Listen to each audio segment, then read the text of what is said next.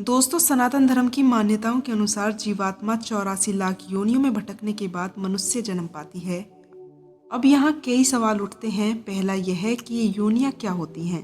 दूसरा यह है कि जैसे कोई बीज आम का है तो वह मरने के बाद भी क्या आम का ही बीज बनता है। दोस्तों, क्या फिर मनुष्य को भी मरने के बाद मनुष्य ही बनना चाहिए? पशु को मरने के बाद पशु ही बनना चाहिए? क्या मनुष्य आत्माएं पाशविक योनियों में जन्म नहीं लेती? या कहीं ऐसा तो नहीं है कि 84 लाख की धारणा महज एक मिथ हो? दोस्तों, तीसरा सवाल यह है कि क्या सचमुच एक आत्मा या जीवात्मा को 84 लाख योनियों में भटकने के बाद मनुष्य जन्म मिलता है? तो चलिए आज इसको समझने का प्रयास करते हैं। राधे राधे दोस्तों, हमारे चैनल जस्ट फील इट पर आप सभी का हार्दिक स्वागत है। हम आपसे अनुरोध करते हैं कि इस वीडियो को अंत तक देखें और यदि आपको हमारा प्रयास पसंद आए तो वीडियो को लाइक करें और कमेंट में जय श्री राधे कृष्ण अवश्य लिखें। अगर आपने अभी तक हमारे चैनल को सब्सक्राइब नहीं किया है तो तुरंत करें और बेल आइकन प्रेस करें ताकि हमारी नई प्रेरणादायक वीडियो सबसे पहले आप लोगों तक पहुंचे। तो चलिए दोस्तों, इस सकारात्मकता से भरे सफर की शुरुआत करते हैं। दोस्तों, आखिर योनियां क्या होती हैं? जैसे कि सभी को पता है कि मादा के जिस अंग से जीवात्मा का जन्म होता है उसे हम योनि कहते हैं। इस तरह अनेक प्रकार की योनियां होती हैं, जैसे पशु योनि, पक्षी योनि, कीट योनि, सर्प योनि, मनुष्य योनि। दोस्तों, उक्त योनियों में कई प्रकार के उप प्रकार रहते हैं, यानी कि योनियां जरूरी नहीं है कि 84 लाख ही हों। दोस्तों, आधुनिक विज्ञान के अनुसार अमीबा से लेकर मानव तक की यात्रा में लगभग 1 करोड़ 4 लाख योनियां मानी गई हैं। दोस्तों, इस दुनिया में 87 लाख प्रजातियां होती हैं। उनका अनुमान है कि कीट, पतंगे, पशु, पक्षी, पौधा, मादक, जलचर, थलचर तथा जीव अन्य 84 लाख योनियां हैं। लेकिन यह महत्वपूर्ण है कि आज से हजारों वर्ष पूर्व ऋषि मुनियों ने बगैर किसी साधन और आधुनिक तकनीक के यह जान लिया था कि योनियां 84 लाख के लगभग हैं। दोस्तों, पद्म पुराण के अनुसार यह माना गया है कि हर प्राणी को उसके कर्मों के अनुसार ही अगला जन्म मिलता है। व्यक्ति के उच्च कर्म ही उसे इन जन्म चक्र से मुक्त कर सकते हैं। व्यक्ति के उच्च कर्म ही उसे इस जन्म के चक्र से मुक्त कर सकते हैं। दोस्तों, शास्त्रों के अनुसार 84 लाख योनियों में मनुष्य योनि को सर्वश्रेष्ठ माना जाता है, पर मनुष्य योनि को ही सबसे सर्वश्रेष्ठ क्यों माना जाता है यह भी हम आपको आगे बताएंगे। पर इससे पहले हम आपको बता दें कि पद्म पुराण के एक श्लोक में 84 लाख योनियों का वर्णन मिलता है, जिसके अनुसार 9 लाख योनि जल में रहने वाले जीव जंतुओं की होती है और 10 लाख योनियां आकाश में उड़ने वाले पक्षियों की होती है और 30 लाख योनियां धरती पर रहने वाले जीव जंतुओं की होती है। दोस्तों, 11 लाख योनियां कीड़े मकोड़े की होती हैं और 20 लाख योनियां पेड़ पौधों की होती हैं। बाकी बची 4 लाख योनियां मनुष्य की होती हैं, यानी कि कुल मिलाकर 84 लाख योनियां हैं। लेकिन दोस्तों, आपको बता दूं कि ऐसा कहीं नहीं बताया गया है कि मनुष्य को दोबारा मनुष्य जीवन नहीं मिलता या फिर 84 लाख योनियों के बाद ही वापस मनुष्य जीवन मिलता है। दोस्तों, यह तो केवल और केवल हमारे कर्मों पर निर्भर करता है। अगर मनुष्य अच्छे कर्म करता है तो उसे स्वर्ग मिलता है और स्वर्ग का रास्ता मोक्ष की तरफ जाता है। अगर मनुष्य बुरे कर्म करता है तो उसे नरक मिलता है और उसके कर्मों अनुसार अलग अलग योनि में उसे जन्म मिलता है। दोस्तों, आचार्य चाणक्य ने भी एक श्लोक में कहा था कि नष्ट हुआ धन फिर से प्राप्त हो सकता है, लेकिन बिछड़ा हुआ मित्र फिर से नहीं मिल सकता। लेकिन मनुष्य जीवन एक बार नष्ट होने पर फिर से नहीं मिल सकता। दोस्तों, मनुष्य जन्म बेहद दुर्लभ है। इसके अलावा रामचरितमानस में भी मनुष्य जीवन की महत्वता को दर्शाया गया है। परंतु क्या आपने कभी सोचा है कि मनुष्य जीवन इतना दुर्लभ क्यों है? तो आइए दोस्तों, इसके बारे में भी जान लेते हैं।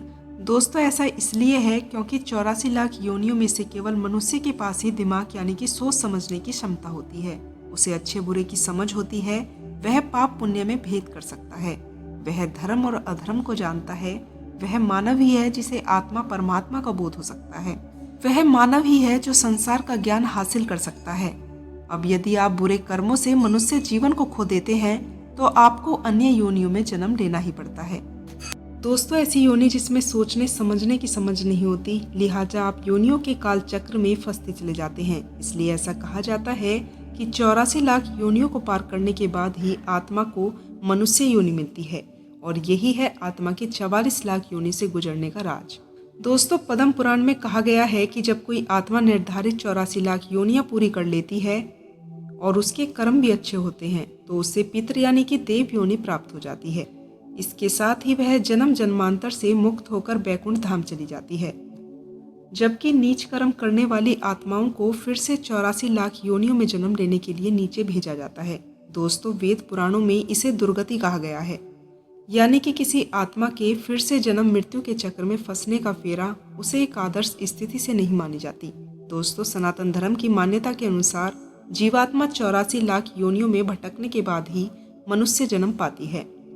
पर इसके बाद भी मनुष्य के मन में अक्सर कई सवाल होते हैं, जैसे कि योनि आखिर होती क्या है। दोस्तों, दूसरा यह है कि जैसे कोई बीज अमृत का है तो वह मरने के बाद अमृत का ही बीज बनता है। क्या फिर मनुष्य को भी मरने के बाद मनुष्य ही बनना चाहिए?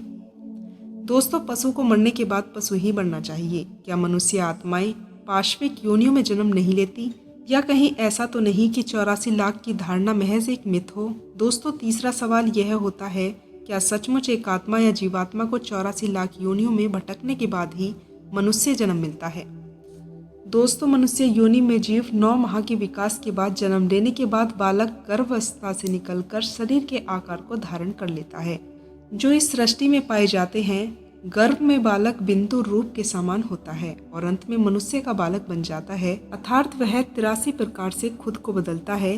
बचपन जब जन्म लेता है तो पहले वह पीठ के बल पड़ा रहता है, अर्थात वह जंतु की तरह छाती के बल सोता है। फिर वह अपनी गर्दन वैसे ही ऊपर उठाता है जैसे कोई सर्प जीव उठाता है। वह धीरे धीरे शुरू करता है और चौपाई की तरह घुटने के बल चलने लगता है। अंत में वह संतुलन बनाते हुए मनुष्य की तरह चलने लगता है।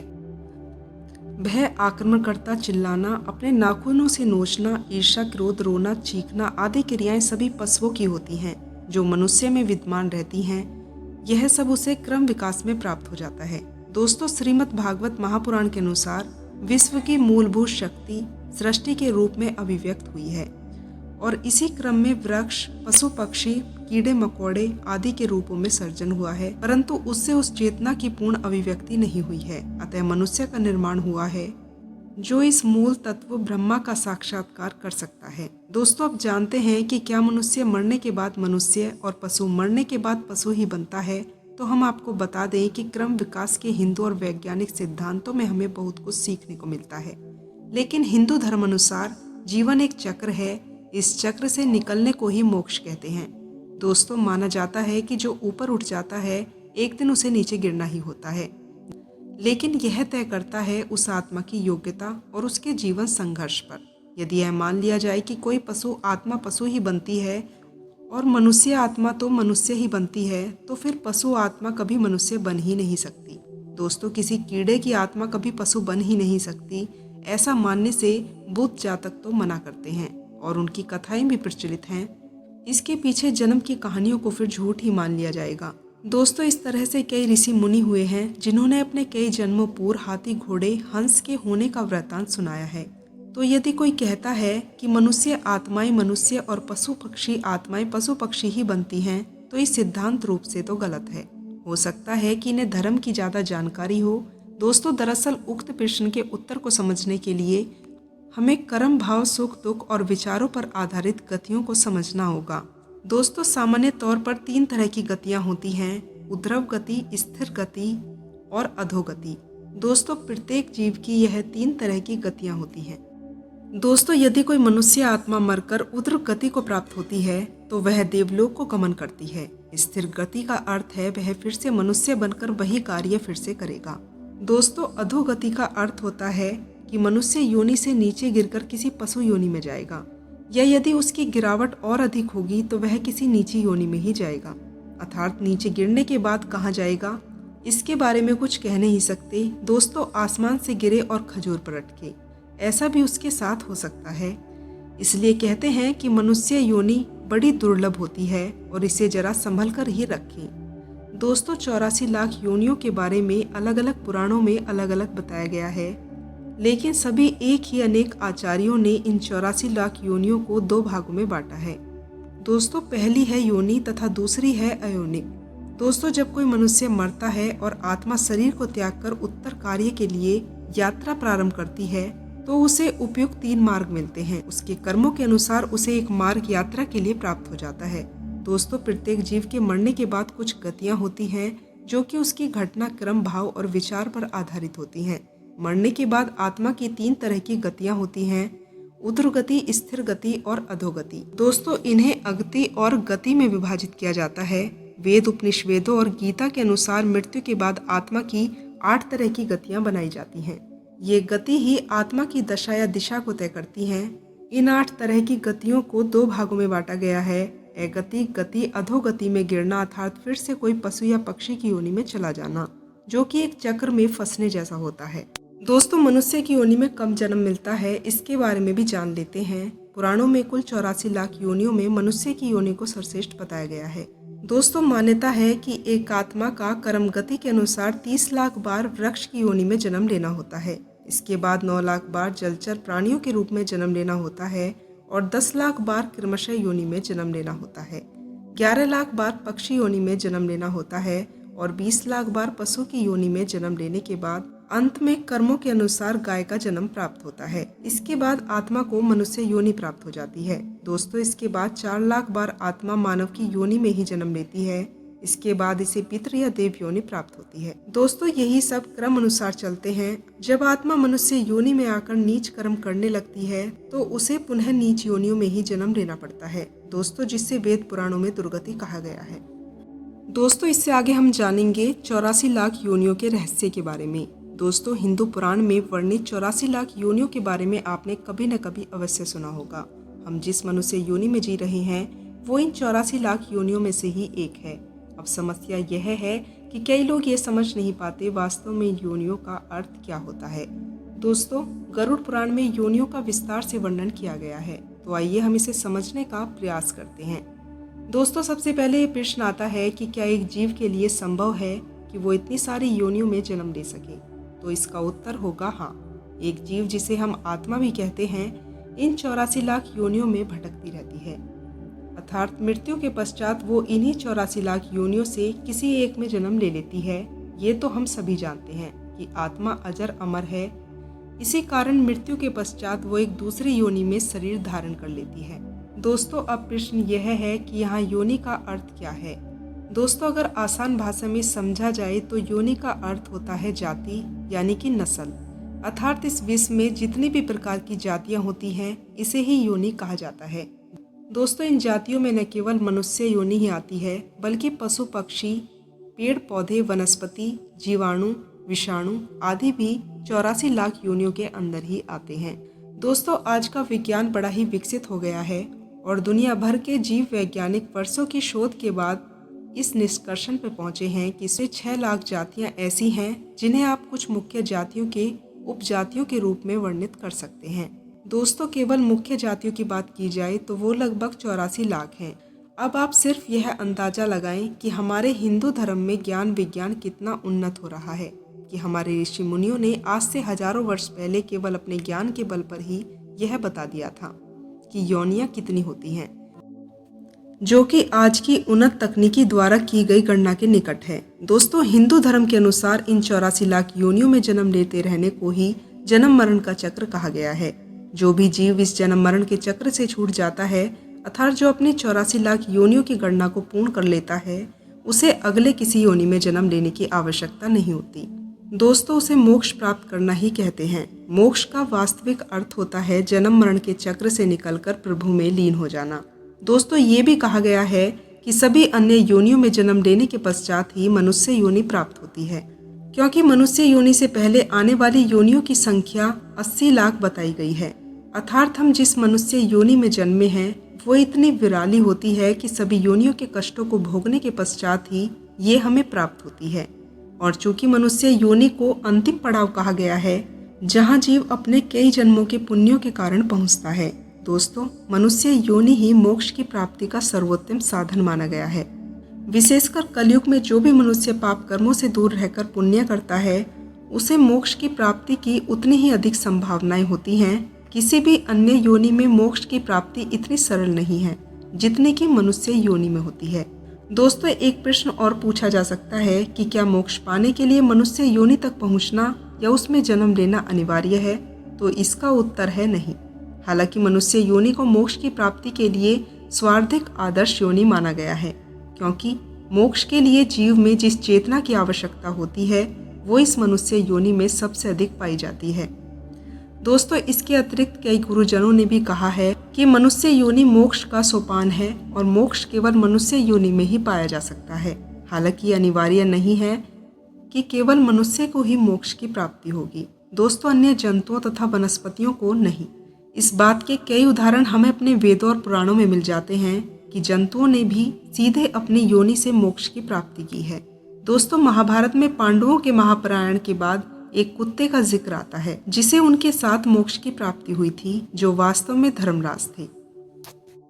दोस्तों, महाभारत में भी अश्वमेध यज्ञ के लिए एक नेवले का वर्णन किया गया है, जिसे युधिष्ठिर के अश्वमेध यज्ञ से उतना पुण्य प्राप्त नहीं हुआ जितना एक गरीब के आटे से, और बाद में वो भी मोक्ष को प्राप्त हो गया था। दोस्तों, विष्णु और गरुड़ पुराण में एक गज और गरहा का भी वर्णन किया गया है, जिन्हें भगवान विष्णु के कारण मोक्ष की प्राप्ति हुई थी। वो गरहा पूर्व जन्म में गंधर्व और गज भक्त राजा थे, किंतु कर्मफल के कारण अगले जन्म में पशु योनि में जन्मे थे। दोस्तों, ऐसे ही एक गज का वर्णन गजानन की कथा में है, जिसके सर को श्री गणेश के सर के स्थान पर लगाया गया था और भगवान शिव की कृपा से उसे मोक्ष की प्राप्ति हुई थी।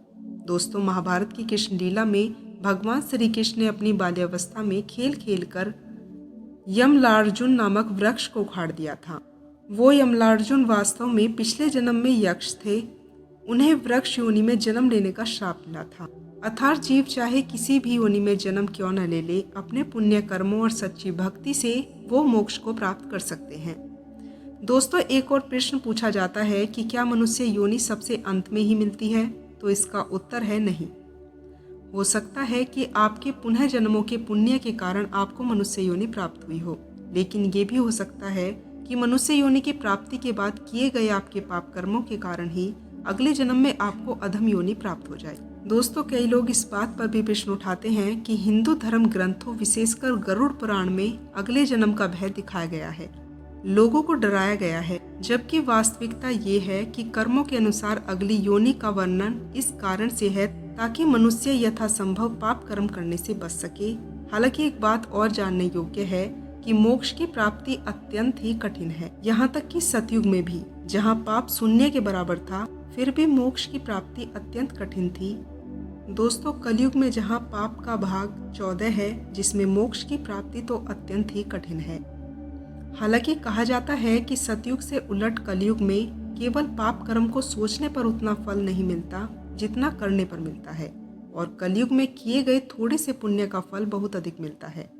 दोस्तों, कई लोग ये समझते हैं कि अगर किसी मनुष्य को बहुत पुण्य करने के कारण स्वर्ग की प्राप्ति होती है तो इसी का अर्थ मोक्ष है, जबकि ऐसा नहीं है। दोस्तों, स्वर्ग की प्राप्ति मोक्ष की प्राप्ति नहीं है। स्वर्ग की प्राप्ति केवल उसके द्वारा किए गए पुण्य कर्मों का परिणाम होता है। स्वर्ग में अनेक पुण्य का फल भोगने के बाद ही आपको किसी अन्य योनि में जन्म लेना पड़ता है, अर्थात आप जन्म और मरण के चक्र से मुक्त हो सकते हैं। दोस्तों, रामायण और हरिवंश पुराण में कहा गया है कि कलयुग में मोक्ष की प्राप्ति का सबसे सरल साधन राम नाम है।